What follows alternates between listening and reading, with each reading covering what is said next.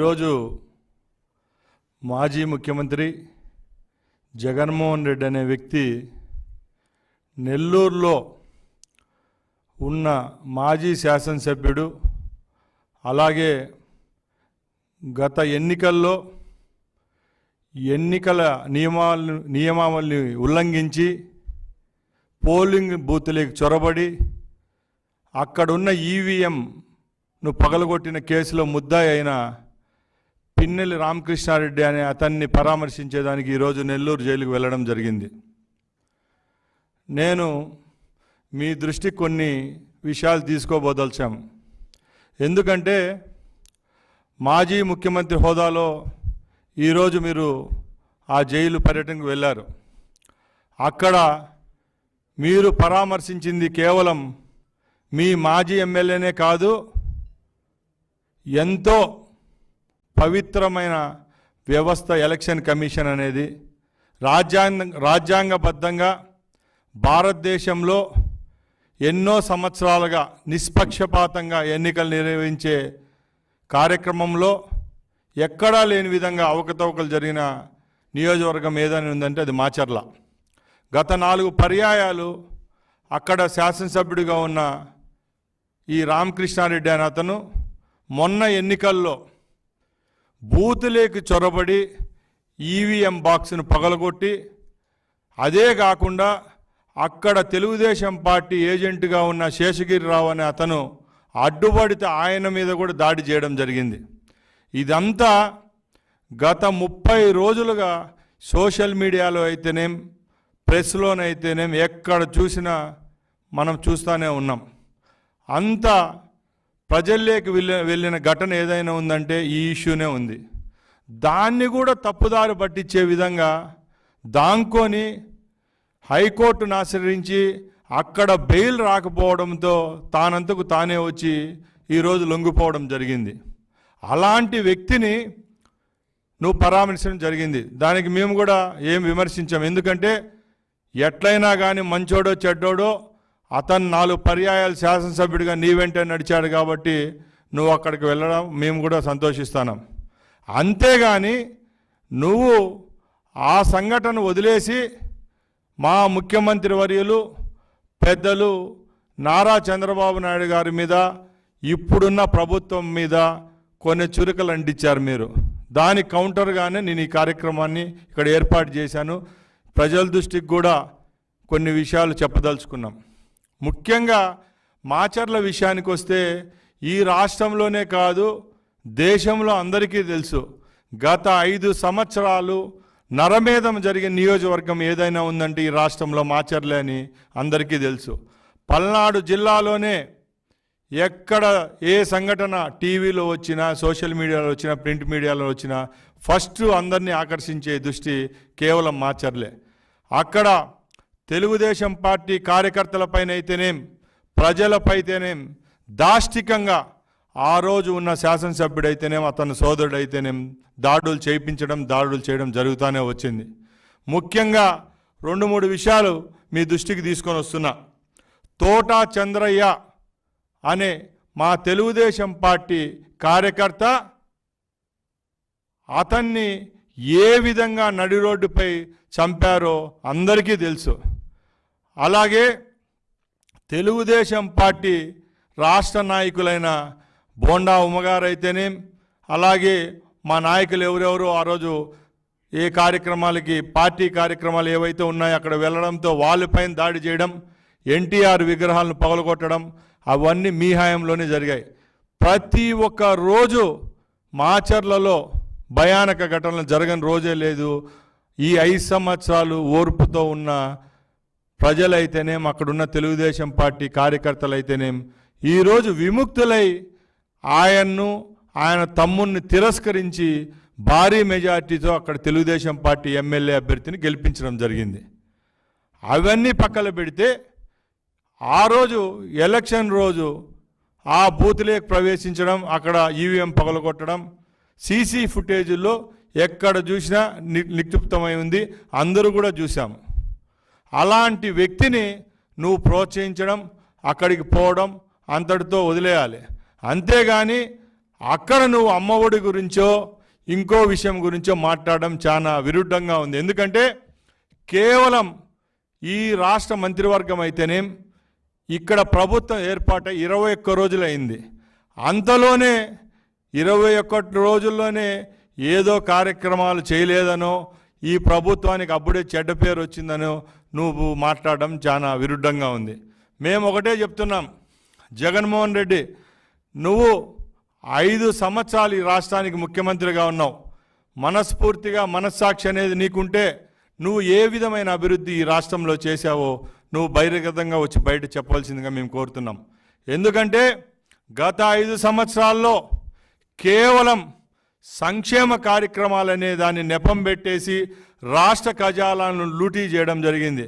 ముఖ్యంగా అభివృద్ధి అనేది పడకేసింది కేవలం ఈ 5 సంవత్సరాల్లోనే మీ అందరి దృష్టికి తీసుకొని పోతున్నాం. ఎందుకంటే కేవలం బటన్ నొక్కుతానని చెప్పి నువ్వు బటన్ను నొక్కడమే తప్పక ప్రజలకు ఏ విధమైన అభివృద్ధి ఫలాలు అందించడంలో పూర్తిగా నీ ప్రభుత్వం నువ్వు ఆ రోజు విఫలమయ్యారు. ఎందుకంటే ముఖ్యంగా ఎంతో వెనుకబడిన ప్రాంతాల్లో అయితేనేం, ఈ విజయవాడ అయితేనేం, వైజాగ్ అయితేనేం, తిరుపతి అయితేనేం, ఇలాంటి నగరాల్లో కూడా అభివృద్ధి కుంటుపడింది గత 5 సంవత్సరాల్లోనే మేము ప్రజల దృష్టికి తీసుకొని పోతున్నాం. ఎందుకంటే కేంద్ర నిధులు కూడా తెచ్చే దాంట్లో కూడా నువ్వు విఫలమైనావు. నీ కేసుల కోసం నీ యొక్క భయం ఏదైతే నీ మనసులో ఉందో దాన్ని అణిచివేసుకుంటూ నువ్వు ఢిల్లీకి టూర్లు పోవడం తప్పక అక్కడ ఢిల్లీలో ఏ రోజు కేంద్ర ప్రభుత్వం నుంచి వచ్చే నిధుల విషయంలో ఎక్కడ ఏ విధమైన లాభం చేకూర్చే విధంగా ఈ రాష్ట్రానికి చేయలేదని కూడా మేము చెప్తున్నాం. అలాగే ఇక్కడ ఈ రాష్ట్రంలో ఉన్న ఖనిజాలు అయితేనేం, వనరులు అయితేనేం, ఏవే ఉన్నావో అన్నీ దోచిపెట్టి నీ అనుయాయులు అయితేనేం, నీ మనుషులైతేనేం దోచుకోవడం జరుగుతూనే ఉండింది. రాష్ట్రంలో ఎప్పుడూ లేని విధంగా ఇసుక అయితేనేం, గ్రానైట్ అయితేనేం, లేటరైట్ అయితేనేం, అలాగే ఈ లిక్కర్ అయితేనేం అన్ని విషయాల్లో రాష్ట్ర ప్రభుత్వ ఖజానా గండి వేస్తూ నీ ఖజానా అలాగే నీ అనుయాయుల యొక్క ఖజానాను పెంచుకోవడం తప్పక ఏ విధమైన లాభం చేకూర్చడం జరగలేదు. ముఖ్యంగా ప్రజల దృష్టికి మేము ఒకటే తీసుకొని పోతున్నాం, 5 సంవత్సరాల్లో నువ్వు చేయవలసిన పనులన్నీ పక్కన పెట్టి కేవలం 21 రోజుల్లోనే ఈ ప్రభుత్వము అలాగే మా ముఖ్యమంత్రి వర్యులు ఏం చేయలేదని చెప్పడం చాలా విడ్డూరంగా ఉంది. అలాగే మేము చెప్తా ఉన్నాం, మేమేమైతే హామీలు ఇచ్చామో తూచా తప్పకుండా రాబోయే కాలంలో చేసేదానికి మా ప్రభుత్వం సిద్ధంగా ఉంది. మేము ఏదైతే మేనిఫెస్టోలో పెట్టామో ఆ కార్యక్రమాలన్నీ 1 by 1 మేము చేసుకునే వస్తున్నాం. ముఖ్యంగా మా ముఖ్యమంత్రి వర్యులు పదవి చేపట్టిన వెంటనే మొట్టమొదటిగానే 5 సంతకాలు చేయడం జరిగింది. నువ్వు ఏ రోజు ఒక నిరుద్యోగస్తునికి ఉద్యోగం కల్పించిన పాపాను పోల్లా.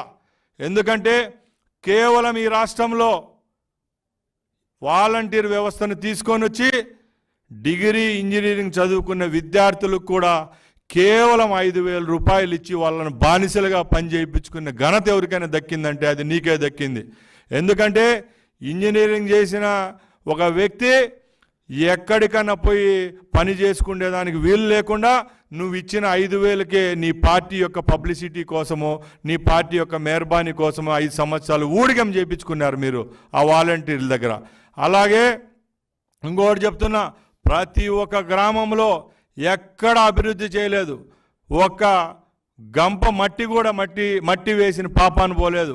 పల్లెల్లో నీటి సమస్య ఉంది, అలాగే కరెంటు, అలాగే లైటింగ్ ఫెసిలిటీ ఏ గ్రామంలో లేదు. అట్టహాసంగా గ్రామాల మధ్యలోనో గ్రామాల ముందరలోనో ఒక 3 బిల్డింగులు కట్టినంత మాత్రాన అభివృద్ధి అని చెప్పుకోవడం అది నీకే దక్కుతుంది. ఎందుకంటే ఉదాహరణకు నేను చెప్తున్నా, ఈ రాష్ట్రంలో ఎందరో లక్షలాది కుటుంబాలు వ్యవసాయంపై ఆధారపై బతుకుతున్న రాష్ట్రం ఏదైనా ఉందంటే అది కేవలం ఆంధ్రప్రదేశే. అలాంటి రాష్ట్రంలో గత 5 సంవత్సరాల్లో రైతు అనేవాడిని, రైతు వ్యవస్థను నిర్వీర్యం చేసిన ఘనత ఎవరికైనా దక్కిందంటే నీకే దక్కింది. దానికి ఉదాహరణ నేను చెప్తా. నువ్వే గొప్పలు చెప్పుకుంటున్నా రైతు భరోసా కేంద్రాల విషయానికి వస్తే నేను ప్రజల దృష్టికి ఒకటే తీసుకొని పోతున్నా. గత 5 సంవత్సరాల్లో రైతు భరోసా కేంద్రాలన్నీ నీ కార్యకర్తలు మీ నాయకులు ఇళ్లల్లో పెట్టి నెల నెల ఒక్కో బిల్డింగ్కు 10,000 రూపాయలు 12,000 రూపాయలు బాడుగు తీసుకోవడం జరుగుతూ ఉంది. ఆ బిల్డింగుల్లోనూ పెయింటింగ్ అంటూ, ల్యాప్టాప్లు అంటూ, ఫర్నిచర్ అంటూ డబ్బులు పెట్టి ఆ బిల్డింగులు షోకులు చేయడమే తప్పక ఆ గ్రామంలో ఉన్న రైతులకు ఈ రైతు భరోసా కేంద్రాల వల్ల ఏ విధమైన అభివృద్ధి జరిగిందో నువ్వు చెప్పవలసిందిగా మేము కోరుకుంటున్నాం.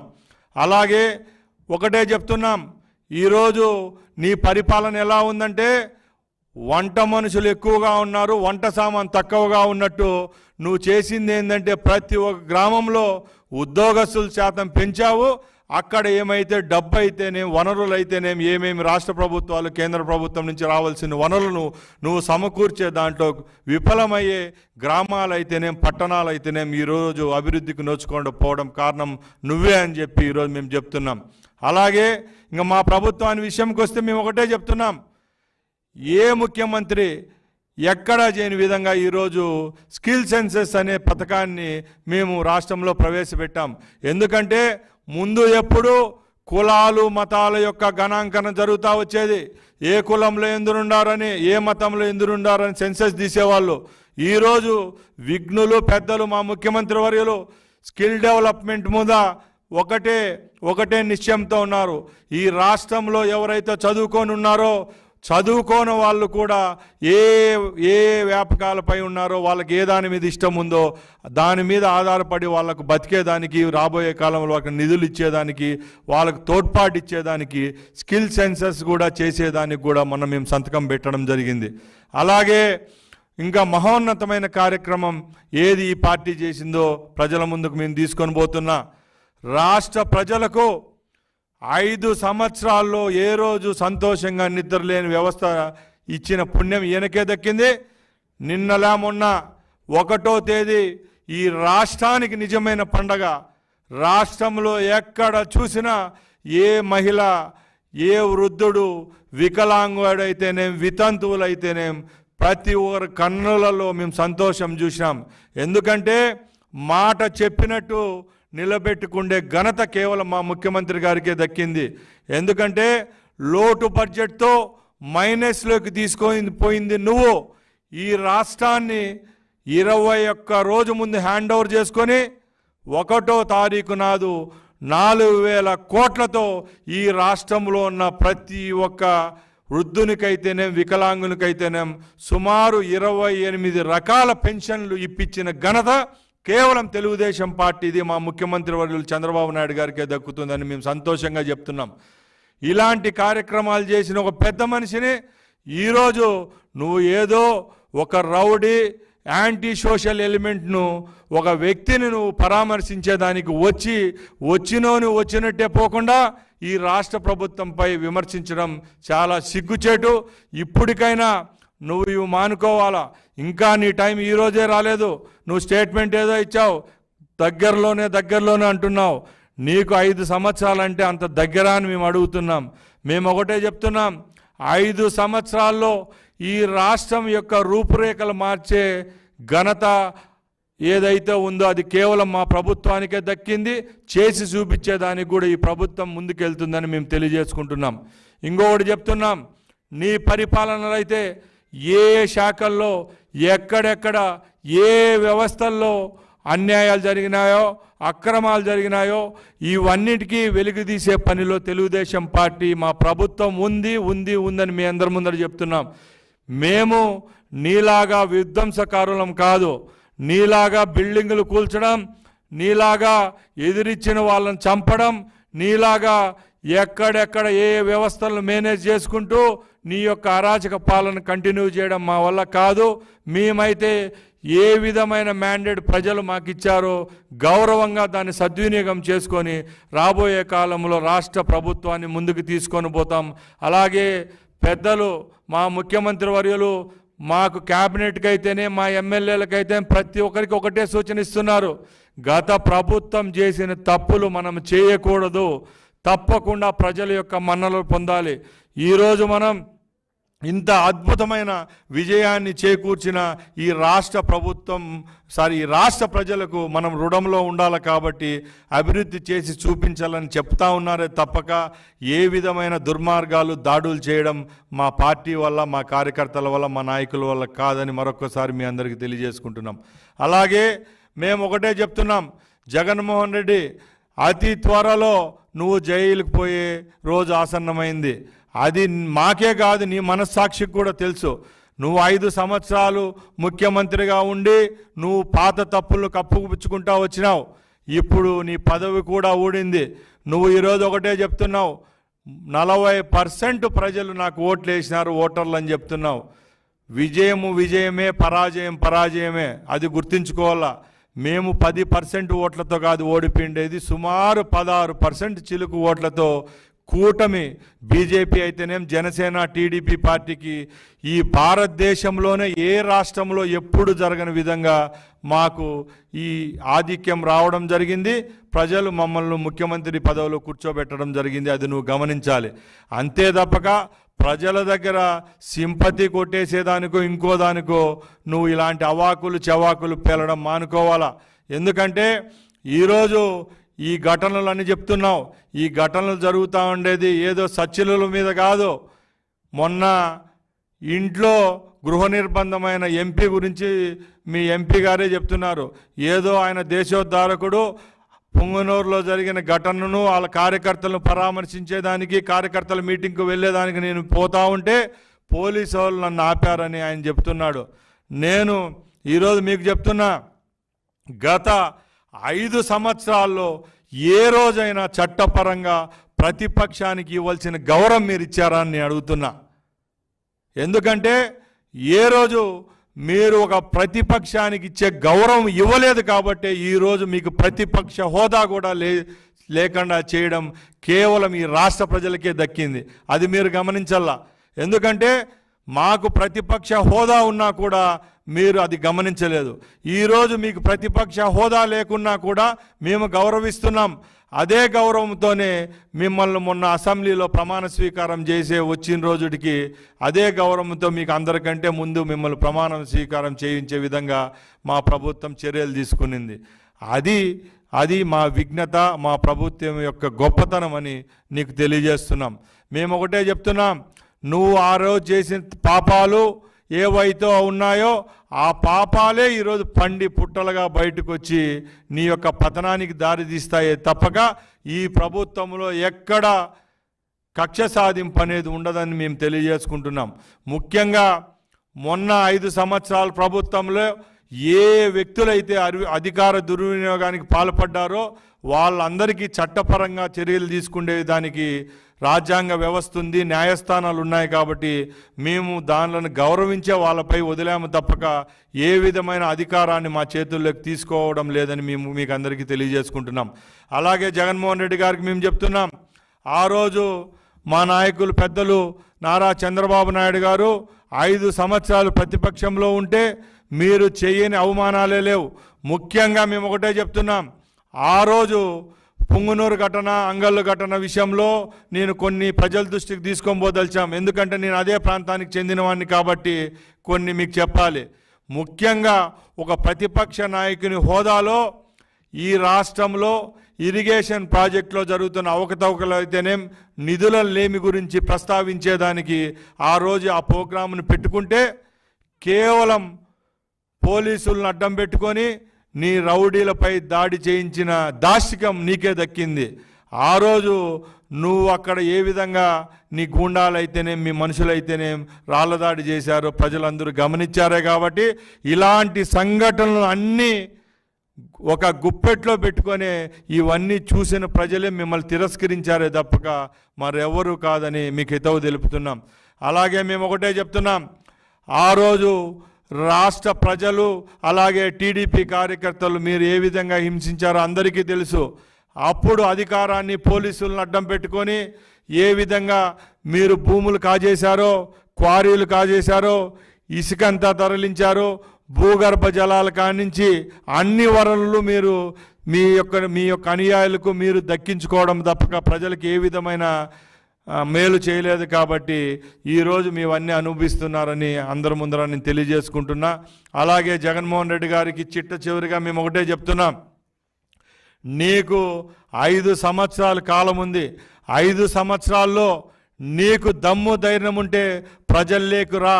ప్రజలకు ఈరోజు ఎవరైతే అధికారంలో ఉన్నామో మేము చేసే తప్పులను శాంతియుతంగా రాజ్యాంగబద్ధంగా ఏమైనా ప్రశ్నించే విధంగా ఉంటే ప్రశ్నించే తప్పక ఇలాంటి అవాకులు చవాకులు మా ప్రభుత్వంపై మా ముఖ్యమంత్రి గారిపై పేల్తే మేము చూసి ఉండే ప్రసక్తే లేదని తెలియజేసుకుంటూ సెలవు తీసుకుంటున్నా.